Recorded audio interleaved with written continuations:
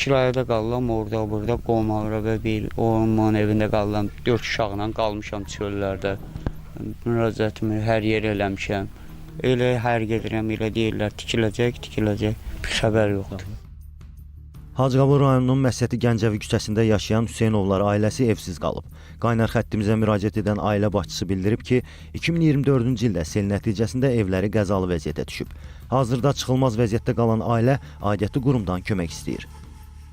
12 oktyabr 2024-cü ildə sel gələndən bəri icra nümayəndələri də gəlib, hamısı gəlib yoxlayıblar. Sənəd də veriblər ki, bu evdə də yaşamaq üçün təhlükəlidir. Hələ bir xəbər yoxdur hələ. 3 dəfə yardım ediblər, bir dəfə 200 manat, bir dəfə 150 manat, bir də 100 manat. Düz 10 gün, 15 gün həyətdə su qaldı. Çəkdilər, yəni təzədən pajarlı su vuran kimi çölə 10 man həyətindən yenə bassa yenə girdi həyətlərə. Bir ildir bu vəziyyətdədir. Deyirəm ki, bu uçacaq axırı, o seldən sonra oldu belə.